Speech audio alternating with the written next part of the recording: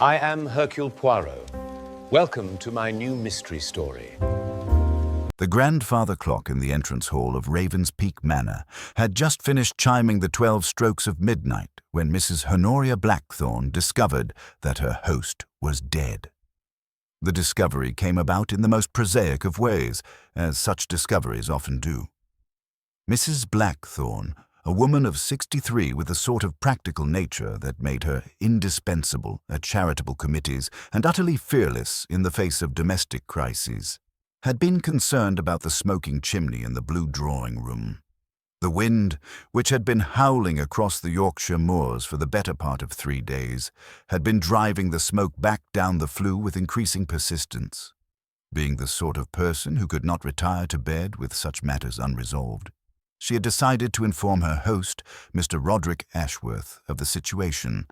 It was this entirely reasonable impulse that led her to knock upon the door of Mr. Ashworth's private study at 12 minutes past midnight on the 2nd of January, 1936. When no answer came, she knocked again, more firmly. The door, she discovered, was locked. "Mr. Ashworth," she called, pressing her ear to the heavy oak panel. "Are you quite all right?" The silence that greeted her was profound and somehow ominous. Mrs. Blackthorne, who had lived through the Great War and buried 2 husbands, was not easily alarmed, but something in that silence made her blood run cold. She tried the handle once more, then hurried to fetch the butler. Jameson, who had served the Ashworth family for 37 years, took one look at Mrs. Blackthorne's face and asked no questions. Together, they returned to the study door. The butler produced his master key, but found, to his considerable bewilderment, that it would not turn. "The key is in the lock on the other side, sir," he murmured to Mrs. Blackthorne, his voice carrying the sort of respectful concern that only the very best servants can manage. "Mr. Ashworth must have locked himself in." It was then that Mrs. Blackthorne noticed the thin line of light beneath the door had disappeared. The study, which had been illuminated when she first approached, was now in complete darkness. The breaking down of the door required the assistance of 2 footmen and caused considerable noise, which succeeded in rousing the other guests from their beds. By the time the heavy oak panel finally gave way, a small crowd had assembled in the corridor. Miss Celia Ashworth, the deceased's spinster sister, clutching a paisley shawl about her shoulders. Dr. Marcus Webb, the family physician, who had been staying at the manor to treat Mr. Ashworth's recurring bronchitis. Mr. Geoffrey Hartwell, Ashworth's business partner and oldest friend. And Mrs. Hartwell, a nervous woman who fluttered about like a moth in search of a flame. The study, when they finally gained entrance, presented a scene of such ordinary tranquility that it seemed almost anticlimactic. Mr. Ashworth sat in his leather chair behind the massive mahogany desk, his head tilted back as if he had simply dozed off while reading. The book, a volume of Tennyson's poetry, lay open in his lap. A brandy snifter, still containing a small measure of amber liquid, sat at his elbow. The fire in the grate had burned down to glowing embers, casting a warm, reddish light across the room. It was Dr. Webb who first approached the figure in the chair, and Dr. Webb who confirmed what Mrs. Blackthorne's instincts had already told her. Mr. Roderick Ashworth, aged 58, master of Raven's Peak Manor and one of Yorkshire's most prominent industrialists, was quite definitively dead. "Heart failure, I should think," Dr. Webb announced after a brief examination, though his voice carried a note of uncertainty that did not escape Mrs. Blackthorne's sharp ears. He had been suffering from a weak heart for some months. The excitement of the New Year's celebrations, perhaps, combined with the brandy. But even as he spoke these reassuring words, Dr. Webb was frowning at something he had observed. The deceased's fingernails, he noted, showed a faint blue discoloration, and there was a peculiar, bitter scent about the body that seemed inconsistent with simple heart failure. It was at this moment of growing unease that Jameson appeared in the doorway, his usually impassive features showing signs of considerable agitation. "Begging your pardon," he said, addressing the assembled company, "but there are two gentlemen at the front door. They claim to have been traveling to Harrogate when their motor car became stranded in the snow. They're asking for shelter until the roads can be cleared." Miss Ashworth, who had been standing in shocked silence, suddenly found her voice. "At this hour, in this weather, how extraordinary." "Indeed, miss," Jameson agreed. "Most extraordinary. One of them is a foreign gentleman, Belgian, I believe, who gives his name as Monsieur Hercule Poirot. He says he is a detective." The name meant nothing to most of the assembled company, but Mrs. Blackthorne, who read the newspapers with religious devotion, felt a small thrill of recognition. Hercule Poirot, the famous Belgian detective whose exploits had been chronicled in the London press. What extraordinary providence had brought such a man to their door at such a moment? "You had better show them in," she said, taking charge with the natural authority of someone accustomed to managing crises. "Under the circumstances, we may be very glad indeed of Monsieur Poirot's expertise." And so it was that Hercule Poirot, small and neat and impeccably dressed despite his harrowing journey through the storm, found himself standing in the doorway of the study at Raven's Peak Manor, his sharp eyes taking in every detail of the scene before him. His companion, a tall, scholarly-looking gentleman introduced as Dr. Shepherd, remained respectfully in the background as Poirot stepped forward with the careful precision that characterized all his movements. "Mesdames et messieurs," he said, his voice carrying that distinctive accent which would soon become so familiar to them all, "I perceive that I arrive at a moment of great distress. Perhaps, if you will permit, Hercule Poirot might be of some small assistance." His eyes, bright and intelligent as those of some exotic bird, moved methodically about the room, cataloguing details that the others had missed. The position of the chair, the angle of the book in the dead man's lap, the precise level of brandy remaining in the glass, all of these things spoke to him in a language that only he could fully comprehend. "You believe, perhaps, that Monsieur Ashworth has died of natural causes?" he inquired gently, his gaze coming to rest on Dr. Webb's troubled face. "Aye. That is to say, the symptoms are consistent with heart failure," the doctor replied, though his voice lacked conviction. Poirot nodded thoughtfully, then moved closer to the desk. He did not touch anything, but his examination was thorough and methodical. After several minutes, he straightened and turned to face the assembled company. "I'm afraid," he said with infinite gentleness, "that we are dealing with something rather more serious than natural death. The evidence? She is quite clear. Monsieur Ashworth has been murdered." The word fell into the silence like a stone into still water, sending ripples of shock and fear through the assembled company. Outside, the wind howled with renewed fury, and the snow continued to fall, sealing them all within the walls of Raven's Peak Manor with a killer among them. "But that's impossible," Geoffrey Hartwell protested, his face pale with shock. "The door was locked from the inside. No one could have entered or left the room." Poirot's smile was small and knowing. "Ah, mon ami, but that is precisely what makes this case so very interesting. A locked room, a dead man, and a house full of suspects trapped by the snow. It is, one might say, a perfect puzzle for the little grey cells of Hercule Poirot." And with those words, the great detective began the investigation that would, before another day had passed, expose secrets that had been buried for years, and reveal a killer whose identity would shock them all. The word murder fell upon the assembled company like a physical blow. Mrs. Hartwell gave a small, strangled cry and swayed against her husband's arm, while Geoffrey Hartwell himself stood frozen, his face draining of color as the implications sank in. Miss Celia Ashworth, however, surprised everyone by stepping forward with remarkable composure, though her hands trembled as she clutched her paisley shawl more tightly about her shoulders.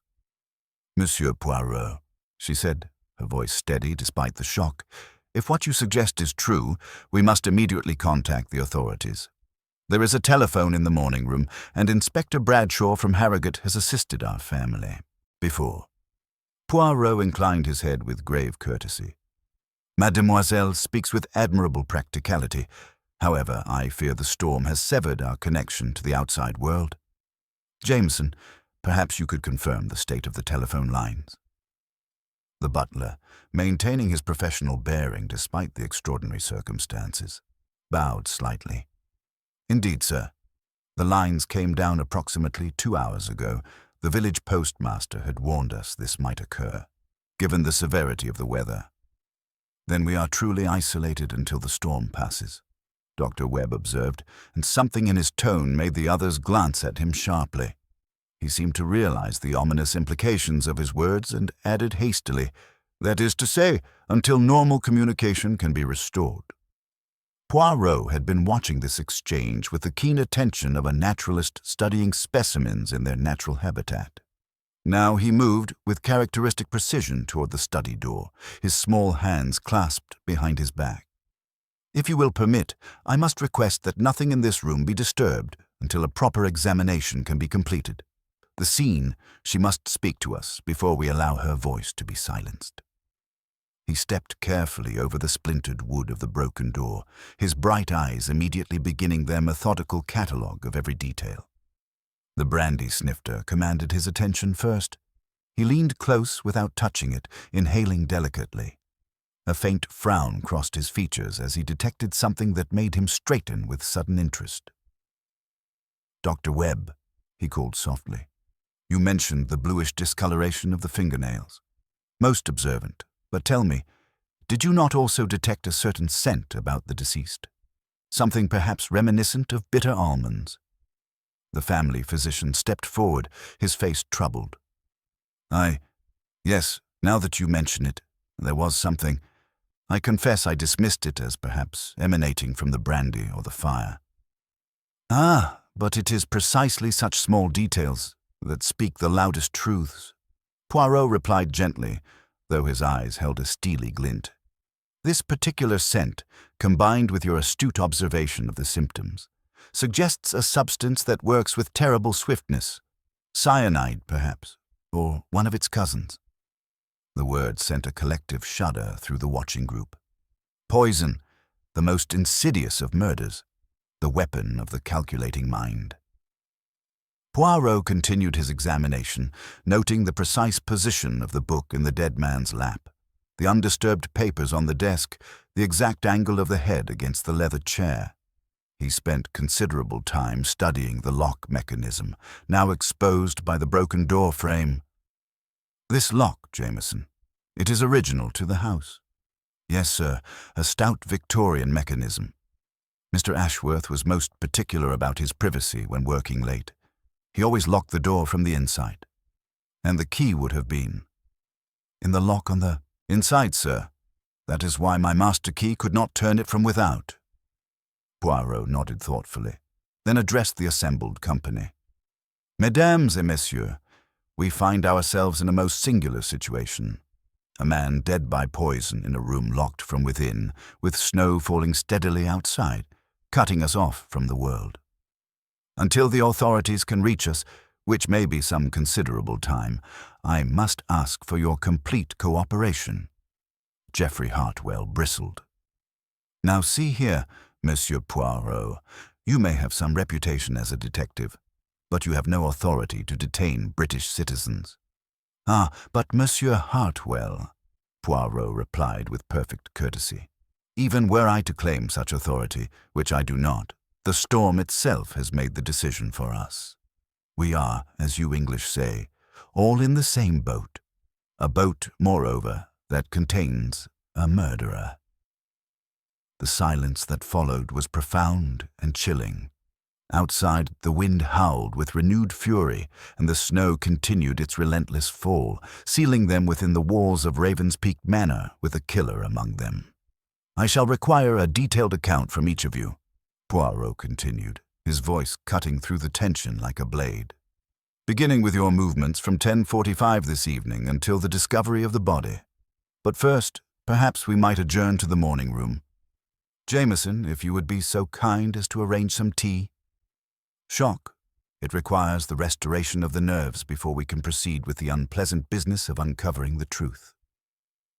The morning room at Raven's Peak Manor provided a welcome refuge from the grim scene they had just witnessed.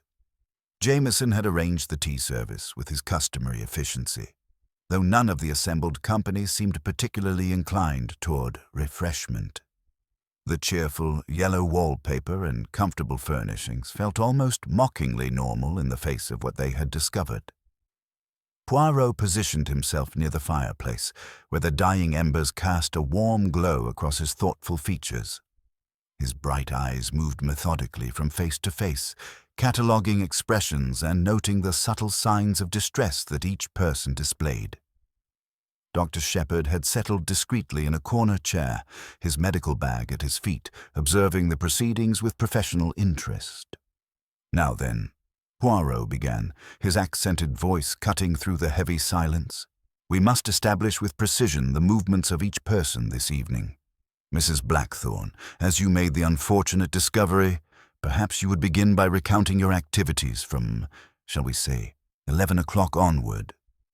Mrs. Blackthorne set down her untouched teacup with characteristic decisiveness. "Certainly, Monsieur Poirot.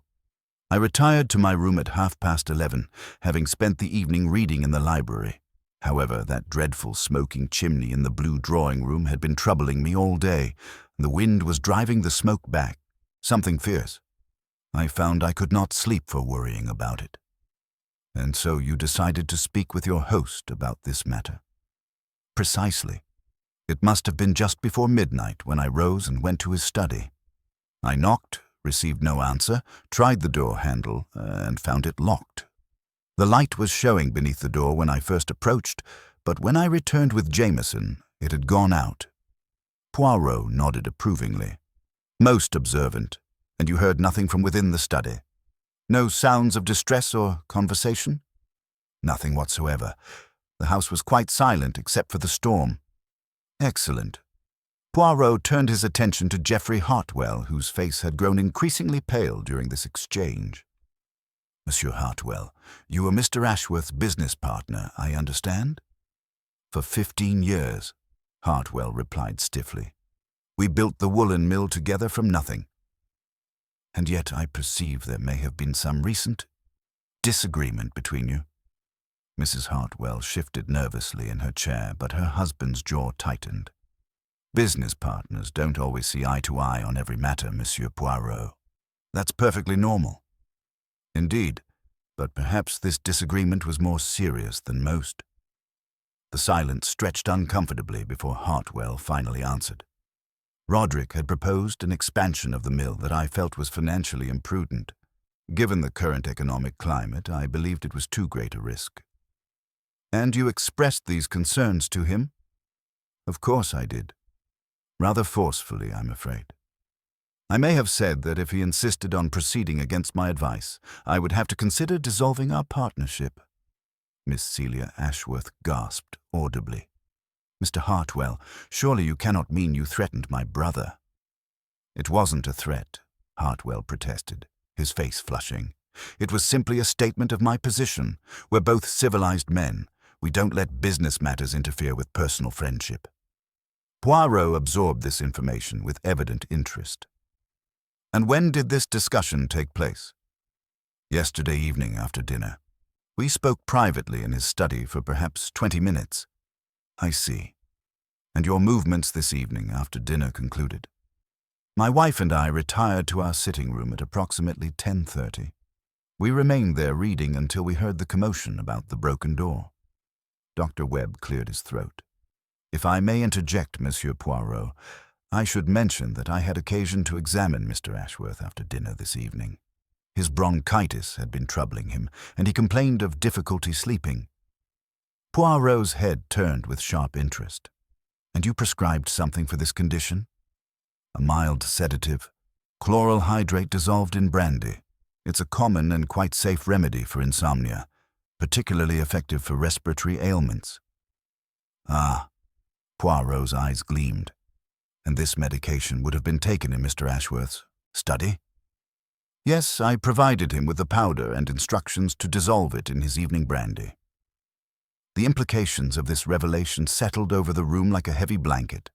Poirot remained silent for a long moment, his small hands clasped behind his back, his expression thoughtful. "Most interesting," he murmured finally. "A sedative in brandy, a locked room, and a man who appeared to have died peacefully in his chair. Yes, the picture begins to form itself, though many pieces remain to be fitted into place."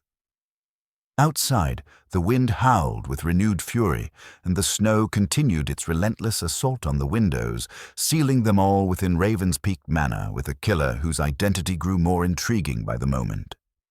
Miss Celia Ashworth had remained conspicuously silent during the discussion of her brother's medical treatment, but now she spoke with the crisp authority of someone accustomed to managing household affairs. "Monsieur Poirot, I must say that I strongly disapproved of Dr. Webb's prescription. My brother had struggled with a dependency on laudanum in his younger years, and I felt that introducing any sedative into his evening routine was most inadvisable." Dr. Webb's face flushed with evident discomfort. "Miss Ashworth, I was treating a medical condition. The chloral hydrate was administered in the smallest effective dose, and your brother's respiratory distress was quite genuine. Nevertheless," she continued, her voice growing sharper, "Roderick had been behaving most peculiarly these past weeks. He received correspondence that seemed to disturb him greatly, and he had been asking the most unusual questions about our family's history." Poirot's attention sharpened with visible interest. "What manner of questions, mademoiselle?" Miss Ashworth hesitated, glancing nervously at the assembled company. "He seemed particularly concerned about events surrounding our father's death 15 years ago. Father died in what was ruled an accidental fall from the cliffs near Whitby, but Roderick had begun questioning whether all the circumstances had been properly investigated." Geoffrey Hartwell leaned forward abruptly. "Celia, surely you don't mean to suggest there was anything suspicious about your father's death? The inquest was thorough." "I'm merely reporting what my brother said to me," she replied with quiet dignity. "He seemed to believe that someone might have had knowledge of circumstances that were never brought to light." Dr. Webb had grown very still during this exchange, his hands trembling slightly as he reached for his teacup. Poirot observed this reaction with the keen attention of a naturalist studying a particularly interesting specimen. "Dr. Webb, you attended the family during that period, did you not?" Yes, I was the family physician then as now, but I saw nothing suspicious about old Mr. Ashworth's death. Such accidents are sadly not uncommon on those treacherous cliffs." "Yet you seem troubled by Miss Ashworth's revelation." "It's simply that if Roderick had such concerns, he never expressed them to me. We spoke regularly about many matters. If he suspected something sinister, surely he would have mentioned it." Mrs. Hartwell, who had been unusually quiet, suddenly spoke up. There was something else troubling Roderick recently. He had been asking questions about business matters from years past, particularly about how the initial capital for the mill expansion had been raised after his father's death. Her husband's face darkened considerably. Those were routine business inquiries, nothing more. Poirot allowed these revelations to settle in the room like sediment in still water. The chloral hydrate prescribed by Dr. Webb would indeed have dulled Mr. Ashworth's senses, making him less likely to detect any unusual taste in his brandy. It suggested a mind familiar with both chemistry and human physiology. "Most illuminating," he murmured. "A sedative to render the victim drowsy and less perceptive, followed by a poison masked by the brandy. It suggests considerable forethought and medical knowledge."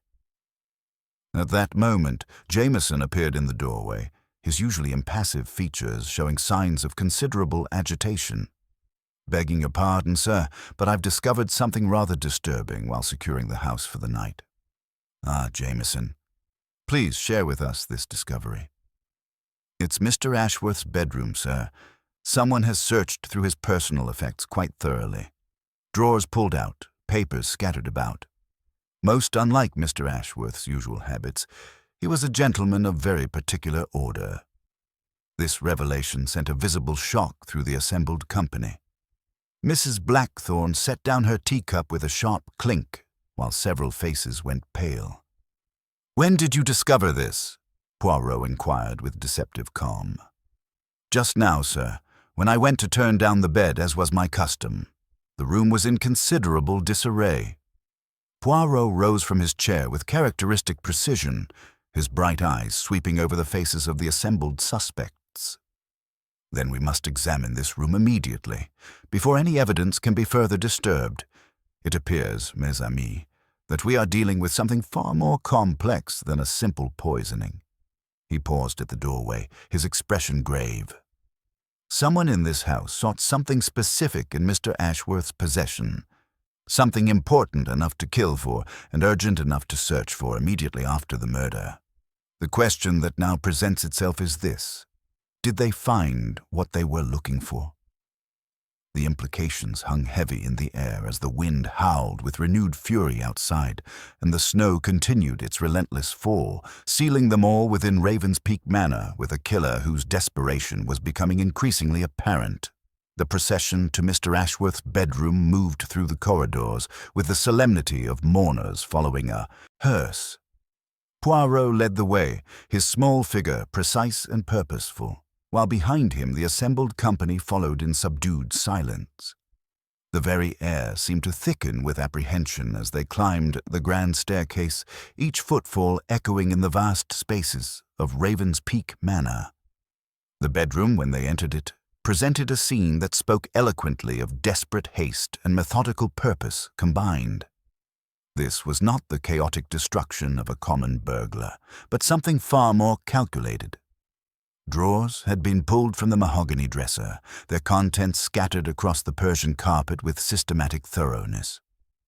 The wardrobe doors stood open, revealing clothes that had been carefully searched rather than merely ransacked. Even the bed linens showed signs of having been lifted and examined. "Observe," Poirot said softly, his bright eyes cataloguing every detail without touching anything. "This searcher was no amateur. See how the jewelry case remains untouched upon the dressing table, the gold watch still in its accustomed place? No, mes amis. This person sought something far more specific than mere valuables." Jameson stepped forward, his professional composure barely concealing his distress. "Mr. Ashworth was most particular about order, sir. He would never have left his room in such a state, not even for a moment." Poirot moved toward the writing desk near the window, where the central drawer showed clear signs of having been forced. The brass lock had been expertly picked, and fresh wood splinters lay scattered on the carpet beneath. "The lock was opened with considerable skill," he observed. "This suggests familiarity with such mechanisms, or perhaps professional training." Miss Ashworth approached a large oil painting of a severe-looking woman that hung on the far wall. "Roderick kept Father's pocket watch in the safe behind Mother's portrait," she said, her voice trembling slightly. "And sometimes important family papers."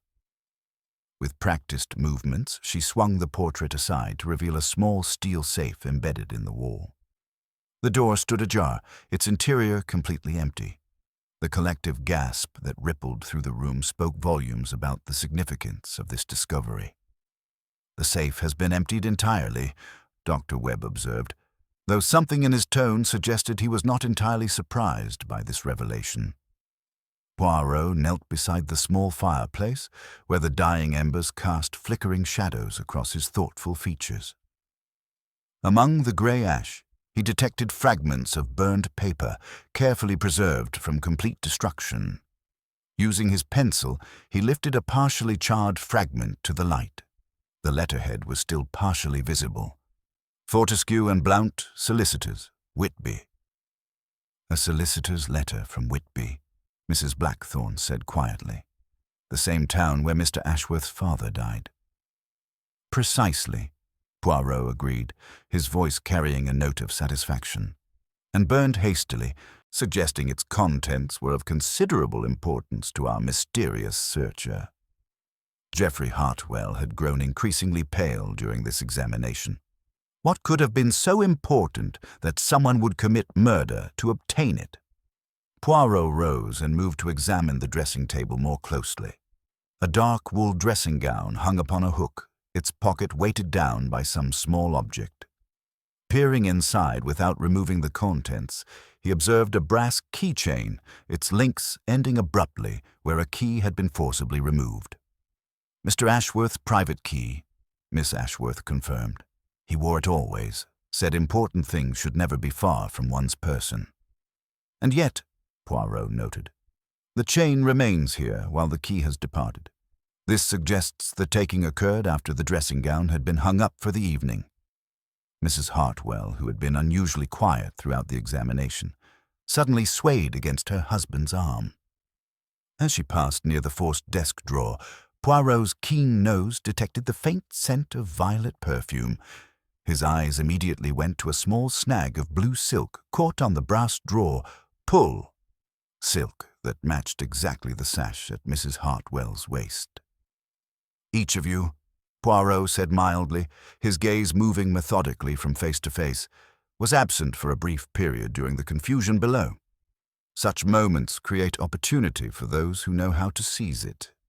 The wind howled with renewed fury outside, and the snow continued its relentless assault, sealing them all within Raven's Peak Manor with a killer whose desperation was becoming increasingly apparent with each passing moment. Mrs. Hartwell's hand flew instinctively to the blue sash at her waist as Poirot's gaze lingered on the scrap of silk caught on the brass drawer pull. The color drained from her face, and for a moment she seemed unable to speak, her breath coming in short, shallow gasps that spoke eloquently of rising panic. That is to say," she began, then faltered as her husband moved protectively to her side.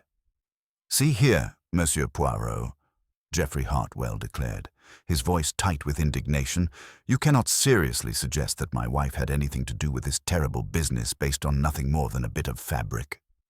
Poirot's expression remained mild, though his bright eyes missed nothing of the interplay between husband and wife. "I suggest nothing, monsieur. I merely observe what is before us. The fabric, it is of a most distinctive shade and weave, expensive silk, I would venture, perhaps from one of London's finer establishments." Mrs. Hartwell's composure finally cracked under the weight of his gentle but relentless scrutiny. "Very well," she said, her voice barely above a whisper. "Yes, I was here. I searched through Roderick's things, but not for the reasons you might think." The admission sent a visible shock through the assembled company. Miss Ashworth gasped audibly, while Dr. Webb stepped forward as if to offer medical assistance to the clearly distressed woman. "Margaret, what are you saying?" her husband demanded, his face a mixture of bewilderment and growing alarm. "I was frightened, Geoffrey," she replied, tears beginning to flow down her cheeks. Roderick had been asking such pointed questions about business matters from years past, about how the initial capital for the mill expansion had been raised after his father's death. "I feared that whatever he had discovered would be used against you, and I thought perhaps if I could find these papers—" Her voice trailed off as the implications of her confession settled over the room like a heavy blanket. Poirot nodded with something approaching satisfaction, though his expression remained grave. "Madame speaks with admirable honesty," he observed. "And when did this search take place?" "During the confusion below, when everyone was focused on the broken door. I slipped away using the back staircase. I remembered that Roderick kept important documents in his bedroom safe. I thought perhaps I could find whatever was troubling him and destroy it before it could cause harm. But the safe was already empty when you arrived." She nodded miserably. "Completely empty. Someone had been there before me. I was so distraught that I began searching through the desk drawers, hoping to find something, anything that might explain what was happening." Poirot moved toward the writing desk, his attention drawn to something the others had overlooked in their focus on the dramatic confession. Partially concealed beneath scattered papers near the fireplace lay a small leather diary, its binding showing clear signs of damage. "Mr. Ashworth's private journal," Miss Ashworth confirmed, when Poirot indicated the volume. "He wrote in it every evening without fail. It was a family tradition inherited from our father." Using his pencil to lift the diary carefully, Poirot observed that several pages had been torn out with considerable force, leaving only ragged edges in the binding. And these missing pages would have covered which period, mademoiselle? She examined the torn edges with growing alarm. The entries for the past 2 weeks appear to have been removed entirely, but why would someone take only the most recent entries? Because, Poirot replied with quiet certainty, those pages contained information that our murderer found intolerable. Perhaps details of Mr. Ashworth's investigation into his father's death, or the names of those he suspected of concealing the truth. Dr. Webb had grown increasingly pale during this exchange, his hands trembling as he reached for his medical bag. You're suggesting that Roderick had identified his father's killer, but surely after 15 years. Time, Poirot observed, does not diminish the power of truth, Doctor. It merely allows it to ferment, like wine in a cellar, until it becomes either very sweet or very bitter indeed. At that moment, Jameson appeared in the doorway with the measured tread of a man bearing unwelcome news. Begging your pardon, Monsieur Poirot, but I believe you should see this immediately. He held out a small glass vial, empty but bearing traces of crystalline residue around its rim. The sharp, acrid scent that emanated from it was unmistakable to anyone with knowledge of chemistry. Where did you discover this, Jameson? Hidden beneath a loose floorboard in the servants' hall, sir. I was conducting a thorough search of the premises, as you suggested, and I noticed the board was slightly raised. Dr. Webb's face went ashen as he recognized the implications. That's a laboratory vial, he whispered. The type used for storing chemical compounds. The residue suggests potassium cyanide. The discovery sent a collective shudder through the assembled company. Someone among them possessed not only the knowledge to commit murder by poison, but also the foresight to conceal the evidence in a location that would implicate the household staff, rather than the guests. Poirot accepted the vial with infinite care, his examination thorough and methodical. Most illuminating. This is not a substance that one acquires by accident, but rather something that requires specific knowledge and access to obtain. It suggests our murderer has familiarity with chemical supplies, or perhaps medical training. His gaze moved systematically from face to face, cataloguing reactions and noting the subtle signs of distress that each person displayed. Mrs. Hartwell's confession had opened a door, but beyond it lay corridors of deception that stretched back 15 years to another death, another family secret that someone had been willing to kill to protect. We begin to see the shape of our puzzle, Poirot murmured, his voice cutting through the heavy silence. A man investigating his father's death discovers something that threatens someone in this house. He is murdered before he can act upon this knowledge, and his evidence is stolen. But the question remains, what truth was so dangerous that it demanded not one death, but two? The wind howled with renewed fury outside, and the snow continued its relentless assault on the windows, sealing them all within Raven's Peak Manor with a killer whose desperation was becoming increasingly apparent with each revelation. The discovery of the cyanide vial had shifted the investigation into a new and more sinister phase. Poirot carefully wrapped the evidence in his handkerchief, his bright eyes reflecting the gravity of what they had uncovered. The presence of such a deadly substance, hidden with calculated precision beneath the servants' quarters, spoke of a mind both methodical and utterly ruthless. Jameson, Poirot said quietly, I believe it would be prudent to assemble the household staff immediately. This vial was placed with deliberate intent to cast suspicion upon those who serve this house, and we must determine whether this deception has succeeded in its purpose. The butler's professional composure remained intact, though his voice carried a note of deep concern. Of course, sir. Shall I gather them in the servants' hall? Precisely. And Jameson, you mentioned that the loose floorboard was known to you and Mrs. Dorrit. Were there any other signs of recent activity in that area? Indeed, sir.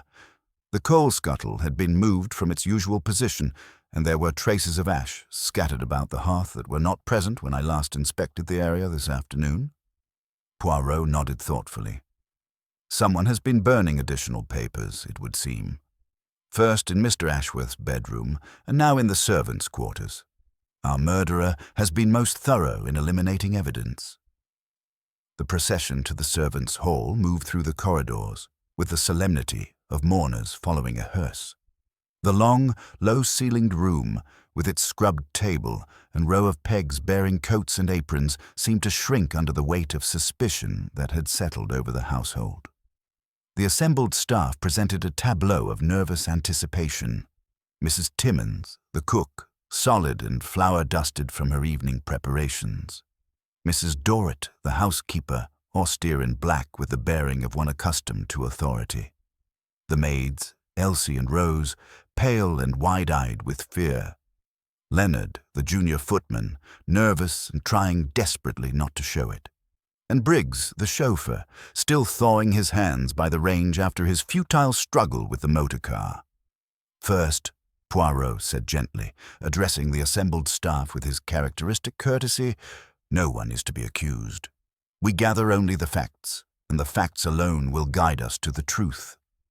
He questioned them in turn, his manner precise and unfailingly respectful. Mrs. Timmins had been in the kitchen since dinner, supervising stocks and preparing soup for the morrow. Briggs had been in the stables with the groom, tending to the useless motor car. Mrs. Dorrit accounted for the maid's movements with quiet efficiency, her practiced eye having noted their whereabouts throughout the evening. It was Elsie, clutching her apron with nervous fingers, who provided the detail that made several heads turn with sharp interest. "Begging pardon, sir," she ventured timidly, "but near 5 minutes past 12 I was on the back landing with the hot water cans, and I saw a light under the study door. When I came back with the second can, the light was out." Mrs. Blackthorne regarded the girl with evident satisfaction.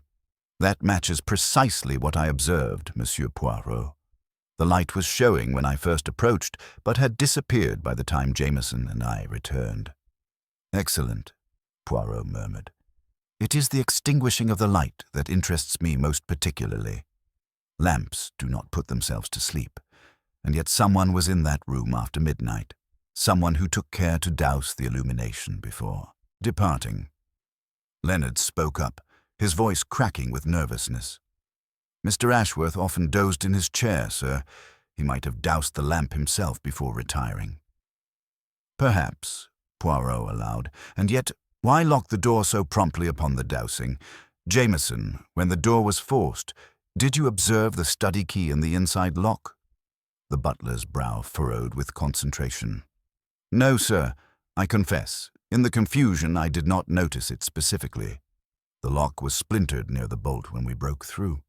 I cannot swear the key was present." "Most helpful indeed," Poirot replied gravely. "We must not trust assumptions when facts may be obtained." With the staff's consent, he had their coats taken down and pockets examined with methodical thoroughness. He examined the pegs and the dusty skirting beneath with the precision of a jeweler studying precious stones. On one peg, concealed behind a heavy overcoat, a small brass key lay on the narrow shelf where the board met the wall. It was smeared faintly with a pale substance along one flank and glinted dully in the lamplight. Jameson uttered an involuntary exclamation. "That is the study key, sir. I would know its cut anywhere." A murmur of shock rippled through the assembled company. Leonard's face went paper white, and Mrs. Dorrit's hand flew to her throat in alarm. Poirot made no dramatic flourish. He merely held the key for all to see, then asked in his quiet, penetrating voice, "To whom does this peg belong?" Leonard swallowed hard, his Adam's apple bobbing with visible distress. "Mine, sir, but I didn't. On my life I didn't." Mrs. Dorrit stiffened with professional indignation. "The pegs are assigned by rank, sir. That one has been Leonard's since Michaelmas." Poirot set the key carefully upon the scrubbed table, his expression unreadable. "Leonard, where were you between 1:15 midnight and the raising of the alarm?" "In the pantry, sir. Mrs. Dorrit sent me to polish the salvers for tomorrow's luncheon. Rose saw me there." Rose nodded vigorously, her fear evident. "He were there, sir. I passed him with the plate paste. He asked for more cloths." "Dr. Shepherd," Poirot said, turning to his traveling companion. "Would you do me the kindness to examine this key with your magnifying glass? You will note, perhaps, a residue of some kind." His companion bent to the task, the lens catching the faint smear along the key's surface. Wax, by the appearance of it, or perhaps soap, pressed into the wards and along the shaft. "Just so," Poirot said softly. "One uses wax to take an impression of a key, or to make a foreign key turn smoothly in a lock where it does not properly belong. A useful trick, but not one commonly known to a junior footman." At this moment, Miss Ashworth stepped forward with sudden resolution, her face pale but determined. "Monsieur Poirot, there is something I must tell you, something that may explain why my brother was murdered." The attention of the entire room focused on her with laser intensity. Even Leonard's predicament seemed momentarily forgotten in the face of this new revelation.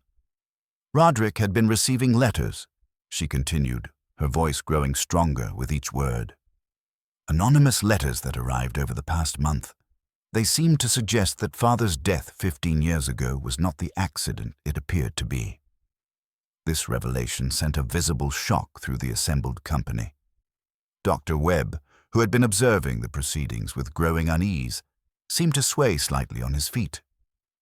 "Anonymous letters," Poirot's voice sharpened with intense interest. "And these letters made specific accusations. They suggested that someone had pushed Father from the cliffs and that this same person had benefited significantly from his death. Roderick showed me one of them. It claimed that the writer possessed evidence that would expose the truth." "Blackmail," Mrs. Blackthorne said grimly. "Someone was attempting to extort money from your brother." "That was Roderick's initial assumption," Miss Ashworth agreed. But as the letters continued, he began to believe that the writer genuinely possessed damaging information. He became convinced that Father's death had indeed been murder, and that the killer was someone we knew and trusted. Geoffrey Hartwell had grown increasingly agitated during this recitation. "This is madness," he declared, his voice rising. "Your father's death was thoroughly investigated. The inquest ruled it accidental, and there was never any suggestion of foul play." "Yet someone," Poirot observed with quiet certainty, "found these allegations threatening enough to commit murder. The question becomes, what truth was so dangerous that it could not be allowed to emerge, even after 15 years? At that precise moment, the sound of breaking glass echoed through the manor from somewhere in its depths. Jameson immediately straightened, his professional instincts alert to any threat to the household. "That came from the library, sir," he reported, already moving toward the door. "The large window facing the garden." Poirot's eyes gleamed with sudden understanding. "Our murderer grows desperate, evidence that shouts 'mes amis' is often coached to deceive us, but desperation whispers the truth more eloquently than any confession." He turned to address the assembled company with grave authority. "No one must go alone, and Leonard shall remain under Jameson's protection. If someone is attempting to flee the manor, they may be desperate enough to resort to further violence." The wind howled with renewed fury as they prepared to investigate this new development, and somewhere in the darkness of Raven's Peak Manor, a killer was making what might prove to be their final, fatal error. The procession to the library moved with urgent purpose through the corridors of Raven's Peak Manor, their footsteps muffled by the thick Persian runners as the wind howled with increasing ferocity outside. Poirot led the way, his small figure moving with characteristic precision despite the gravity of the situation, while behind him the assembled company followed in tense silence, each face reflecting the growing realization that their killer was becoming increasingly desperate. The library door stood ajar, and even before they entered, the bitter cold that swept through the broken window spoke eloquently of the violence that had occurred within. Shards of glass lay scattered across the polished oak floor like crystalline tears, and the heavy velvet curtains whipped and billowed in the Arctic wind that poured through the jagged opening in the tall casement window. Poirot stepped carefully over the debris, his bright eyes immediately beginning their methodical catalogue of the scene. The destruction was not random. The glass had been shattered from within using what appeared to be a heavy brass candlestick that now lay among the scattered fragments.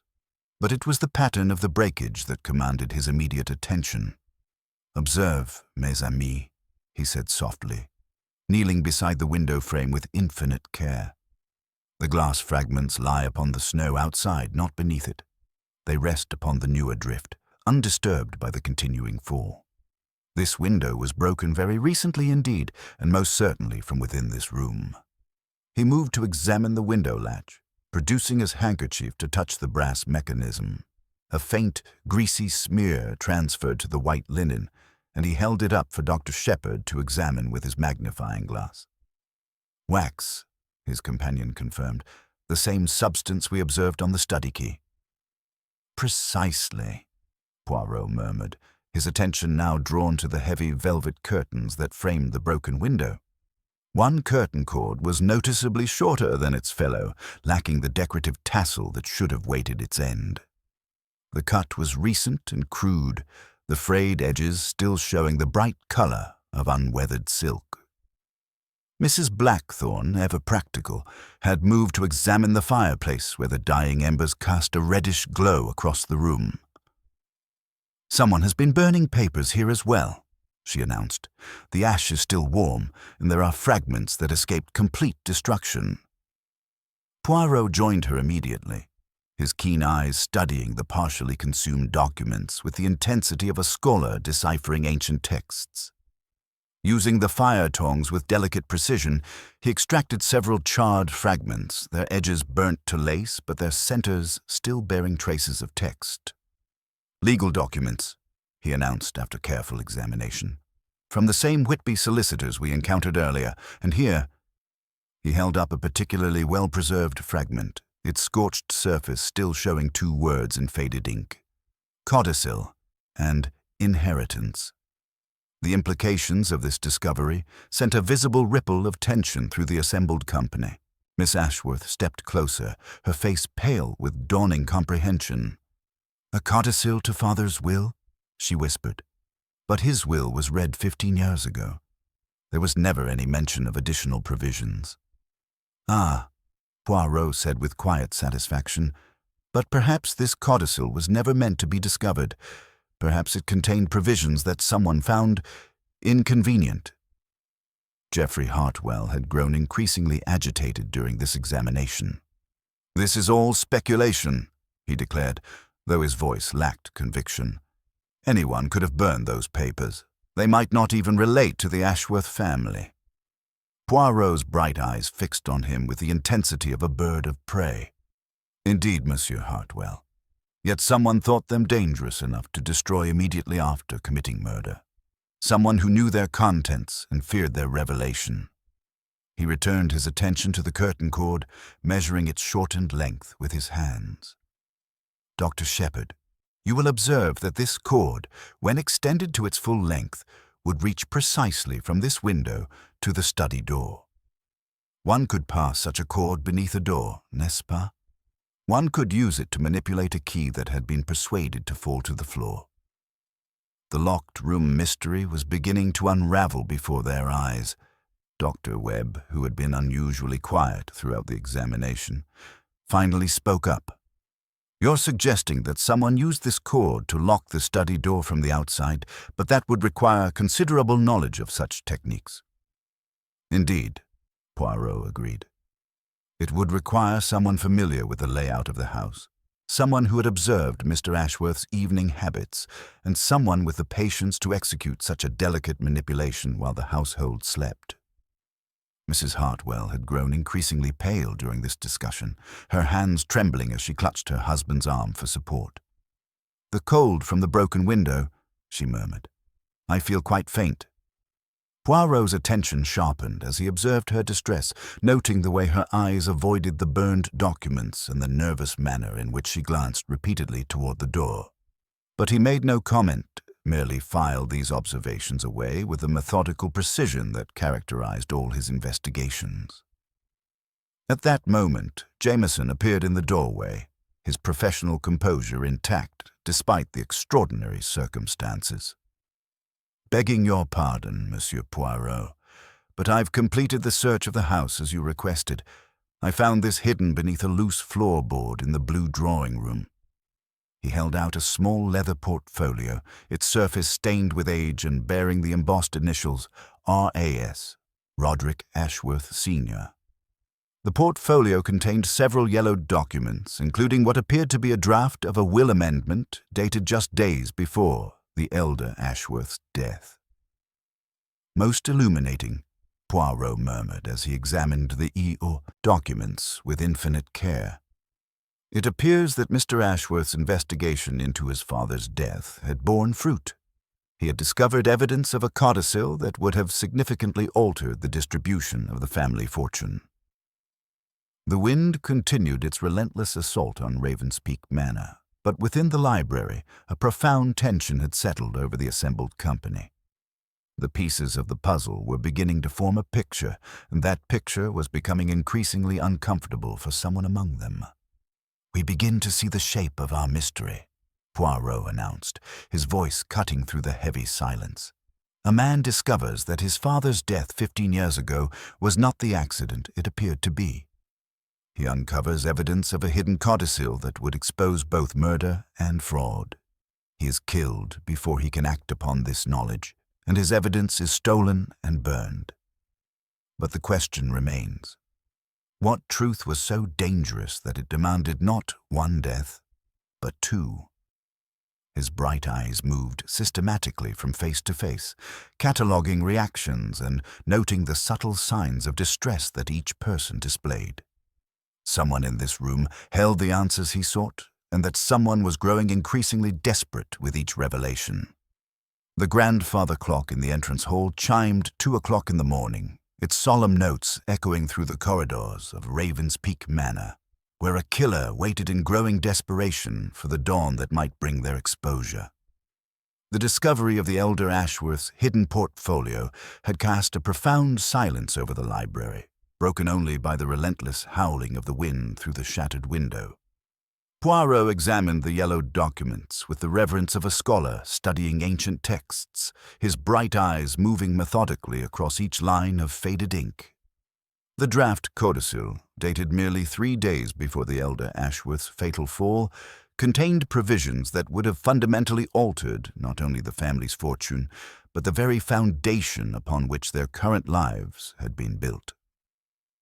"Most illuminating," he murmured, holding the document carefully to catch the firelight. "This codicil would have established substantial charitable trusts, guaranteed employment for the mill workers in perpetuity, and significantly reduced the capital available for business expansion. It would have made the aggressive growth of the woolen mill quite impossible."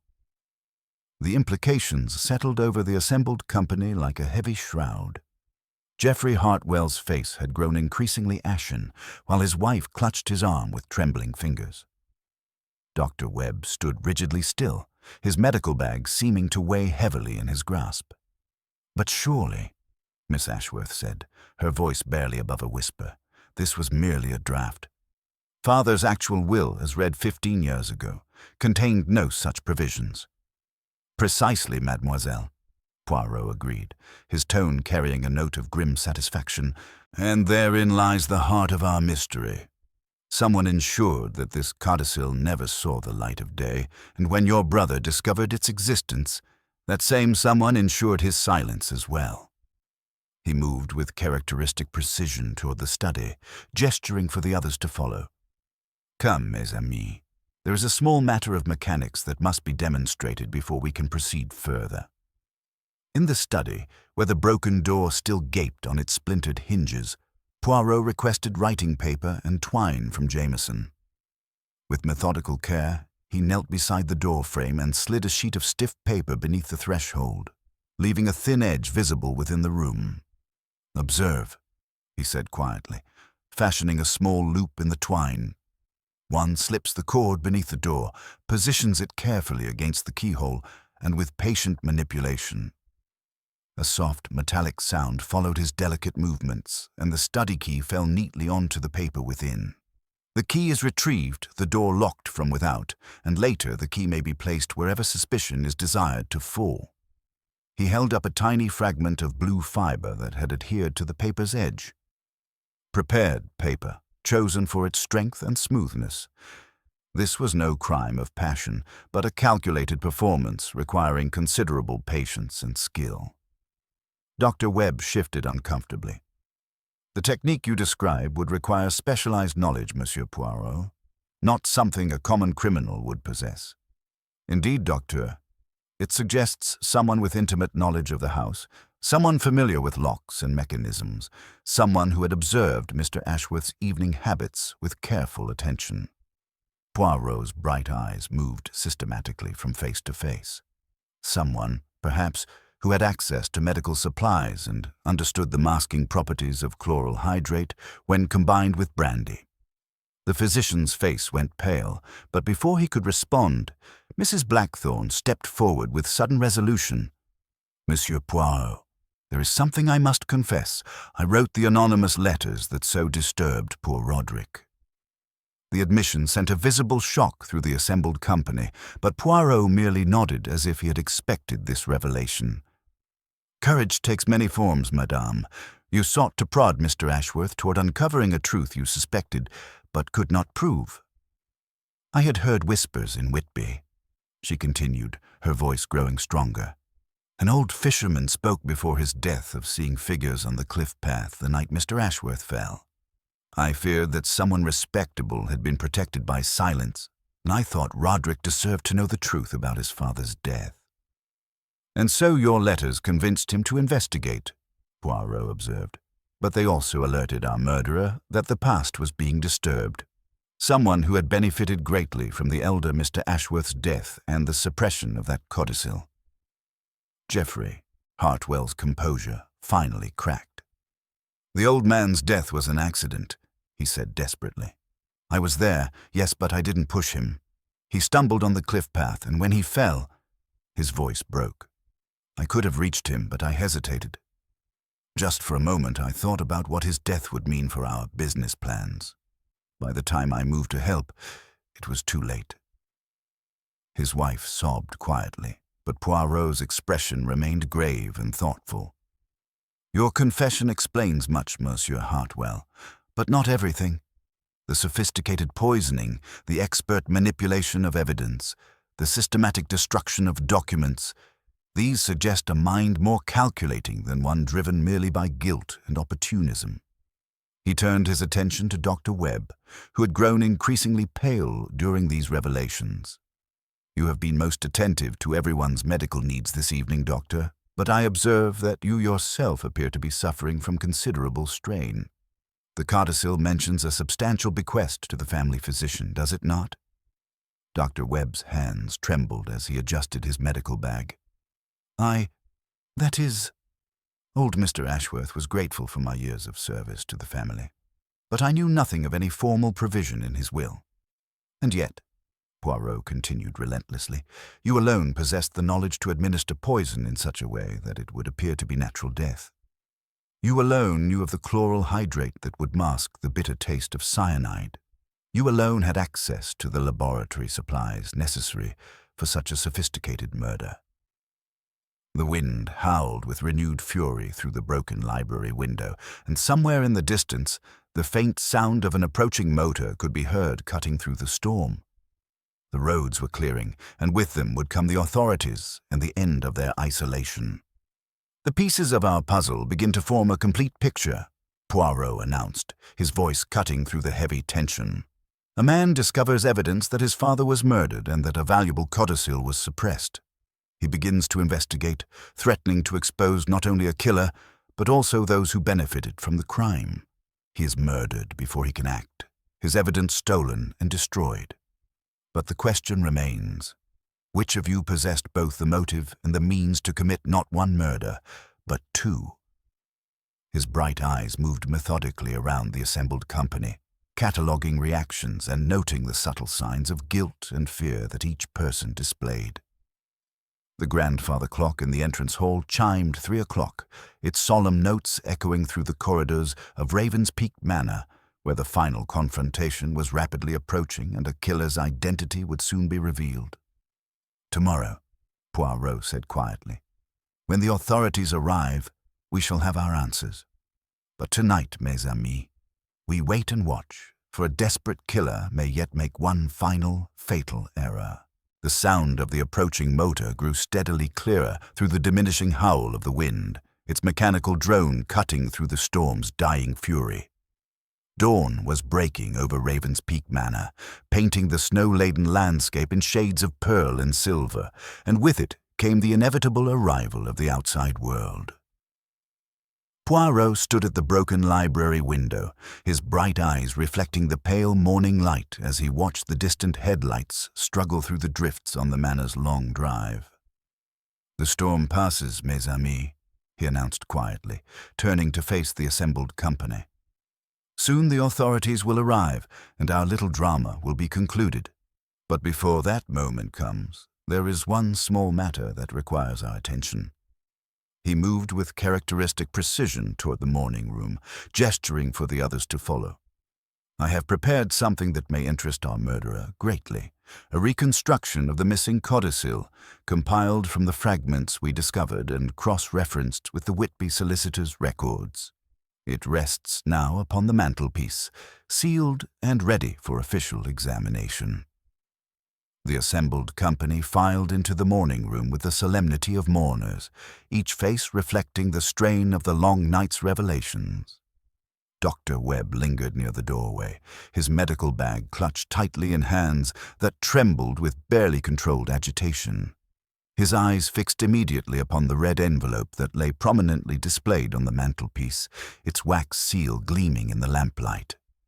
"Of course," Poirot continued with deceptive casualness, "such a document must remain untouched until Inspector Bradshaw arrives. It would be most improper for anyone to examine it prematurely." He paused, allowing his words to settle like sediment in still water. "I trust everyone understands the importance of preserving evidence in its pristine state." The murmurs of agreement that rippled through the room seemed hollow, and Poirot's keen eyes noted how Dr. Webb's gaze never left the envelope. The physician's face had grown increasingly pale, and a thin sheen of perspiration beaded his forehead despite the morning chill. "Perhaps," Poirot suggested gently, "we might all retire briefly to refresh ourselves before the inspector's arrival. The morning air, she is most restorative after such a trying night." As the company began to disperse, Poirot caught Dr. Shepherd's eye with an almost imperceptible nod. Together, they withdrew to the shadows of the adjacent corridor, where a carefully positioned screen provided an excellent vantage point of the morning room while concealing their presence. The waiting began. The patient, methodical waiting that had served Hercule Poirot so well throughout his distinguished career. The house settled into the peculiar quiet that precedes dawn, broken only by the wind's dying whispers and the distant rumble of the approaching motor car. Then, as Poirot had anticipated, came the soft sound of careful footsteps in the corridor. A figure appeared in the morning room doorway, moving with the practiced stealth of someone accustomed to nighttime emergencies. Dr. Webb approached the mantelpiece with desperate urgency, a handkerchief wrapped around his hand to avoid leaving fingerprints. The moment his fingers closed around the red envelope, light flooded the room. Poirot stepped from behind the screen with the fluid grace of a conjurer, while Dr. Shepherd moved to block the doorway. The physician froze like a rabbit caught in a poacher's lamp, the envelope clutched in his trembling hand. "Bon matin, Dr. Webb," Poirot said with infinite courtesy. "The early hour is most unusual for examining legal documents, is it not?" The physician's composure cracked like ice under sudden pressure. I was merely concerned about the family's privacy. Such documents should not be left where anyone might see them." "Ah, but this envelope contains only blank paper," Poirot replied with his characteristic mild smile. "A small deception to test a theory. The true reconstruction remains safely in my possession." Dr. Webb's face went ashen as the implications sank in. His free hand moved instinctively toward his medical bag, but Poirot's sharp eyes had already catalogued the telltale signs. The faint residue of wax on his cuff, the lingering chemical scent that clung to his clothing, the small coil of twine protruding from his pocket. "You have been most thorough in your preparations, Docteur," Poirot observed. The cyanide hidden in the servants' hall, the study key planted on young Leonard's peg, the systematic burning of documents in 3 separate fires. But thoroughness, she is a double-edged sword. Sometimes she reveals more than she conceals. The sound of the motor car had grown much louder now, and through the windows they could see it navigating the final approach to the manor. But something in Dr. Webb's expression suggested he had been expecting this arrival. "Your nephew, perhaps?" Poirot inquired gently. "The one who drives for the private service in Harrogate, a most convenient arrangement for a man planning to disappear after committing murder." Dr. Webb's shoulders sagged in defeat. "You cannot prove any of this, Monsieur Poirot. Suspicion is not evidence." "Indeed not," Poirot agreed. "But evidence, she speaks with great eloquence when properly interpreted. The chloral hydrate you prescribed to mask the cyanide's bitter taste, the medical knowledge required to calculate the precise dosage, the surgical precision with which you manipulated the door lock using the curtain cord, the intimate familiarity with the house that allowed you to move unseen through the corridors." He stepped closer, his voice dropping to barely above a whisper. "But most damning of all, Docteur, is the motive that has driven you for 15 years, the codicil that would have provided handsomely for the family. Physician, if only it had been allowed to surface. Instead, you chose to suppress it, to benefit from old Mr. Ashworth's accidental death. And when his son threatened to expose your conspiracy, you chose murder." The grandfather clock in the entrance hall chimed 6 o'clock, its solemn notes echoing through the corridors as the first official vehicle pulled into the circular drive. Dr. Webb stood frozen in the morning room, the false envelope still clutched in his trembling hand, as 15 years of carefully constructed lies finally crumbled under the relentless logic of Hercule Poirot's investigation. "Come, Doctor," Poirot said with infinite gentleness. "The inspector awaits, and the truth she will no longer be denied." Inspector Bradshaw of the Yorkshire Constabulary entered Ravens Peak Manor with the measured authority of a man accustomed to scenes of violence and deception. Behind him came Sergeant Mills and 2 constables, their heavy boots leaving tracks of melting snow across the polished marble floor.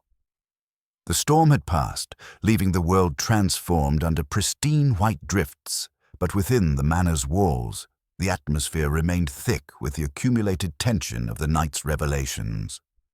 Poirot stood in the center of the morning room with the quiet dignity of a conductor preparing to guide his orchestra through the final movement of a complex symphony. Dr. Webb remained slumped in his chair, the false envelope still clutched in trembling fingers, while the other members of the household arranged themselves in a semicircle that spoke eloquently of their collective exhaustion and apprehension.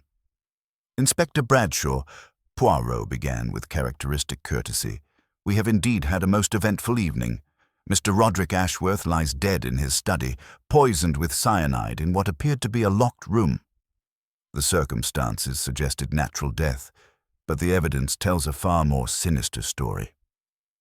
The inspector, a practical man with little patience for theatrical presentations, removed his coat and fixed Poirot with a steady gaze.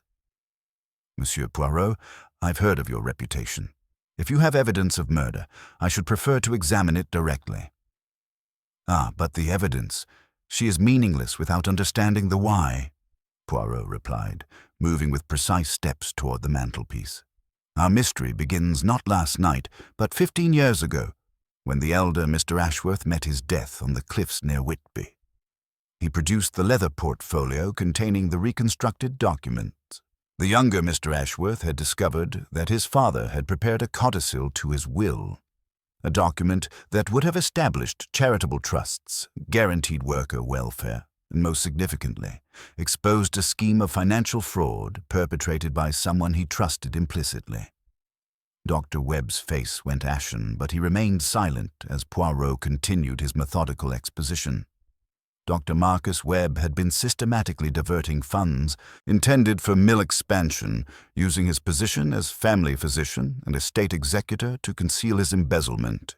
The elder Mr. Ashworth discovered this betrayal and confronted Dr. Webb on those treacherous cliffs. When the old man fell, Dr. Webb made a calculated decision. He would let Providence solve his problem. Geoffrey Hartwell stepped forward, his face haggard with guilt. "I was there that day, Inspector. I saw the old man fall and I hesitated to help him. But I didn't know about any financial fraud." "Indeed, Monsieur Hartwell," Poirot acknowledged. "Your hesitation was born of opportunity, not malice. But Dr. Webb's inaction was far more calculated. He certified the death as accidental, ensuring the codicil would never surface, and continued to benefit from his crimes for 15 years. Inspector Bradshaw examined the reconstructed documents with professional attention. And the son discovered this conspiracy. Precisely. Mrs. Blackthorne's anonymous letters prompted young Mr. Ashworth to investigate his father's death. He uncovered the codicil, realized the truth about Dr. Webb's embezzlement, and arranged a confrontation last evening. Poirot moved to stand before Dr. Webb, whose medical bag sat at his feet like a silent confession.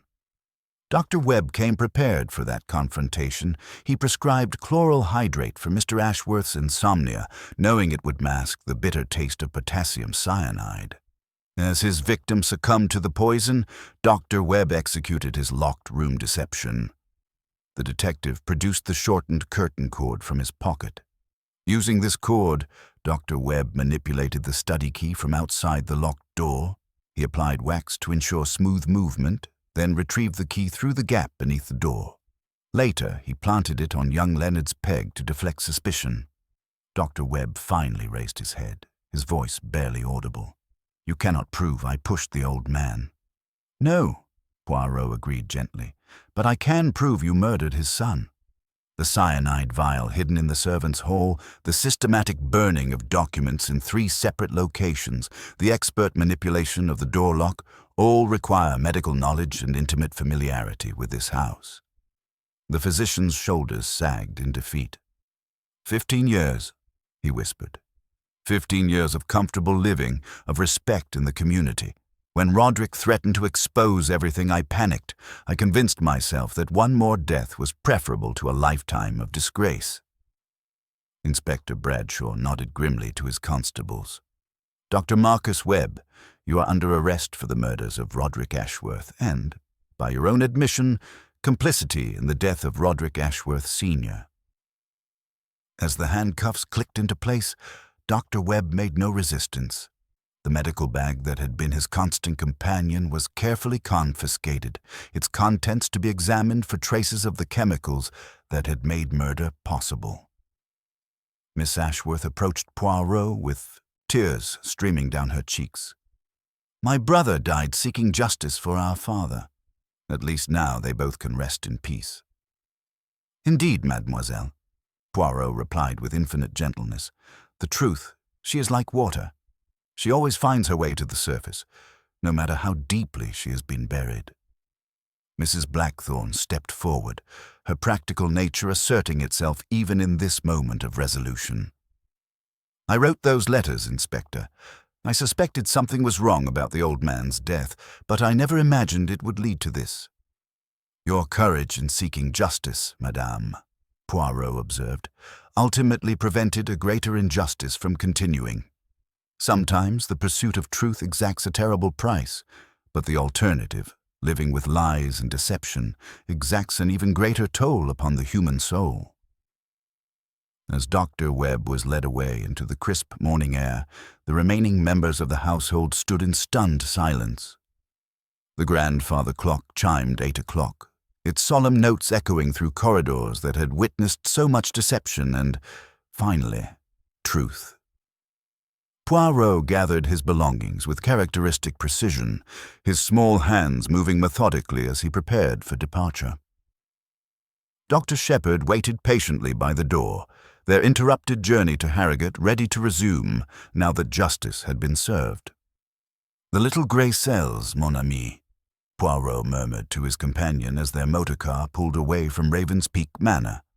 "They serve us well when we trust them to guide us through the labyrinth of human deception. But sometimes the greatest mystery is not who committed the crime, but why good people choose to remain silent in the face of evil." The Yorkshire countryside rolled past their windows, pristine and peaceful under its blanket of snow. Behind them, Raven's Peak Manor stood like a monument to the triumph of truth over deception, its ancient stones having witnessed the final chapter of a tragedy that began 15 years ago on the cliffs of Whitby. As the great detective settled back in his seat with the quiet satisfaction of justice served, he reflected on the case that would become known as the Snowfall at Raven's Peak. Another puzzle solved, another victory for the methodical application of logic and observation, another reminder that no secret, however carefully guarded, could withstand the patient pursuit of truth. The affair was concluded, but for Hercule Poirot, there would always be another mystery waiting, another challenge for the little grey cells, another opportunity to prove that in the eternal struggle between justice and the darker impulses of the human heart, truth would ultimately prevail.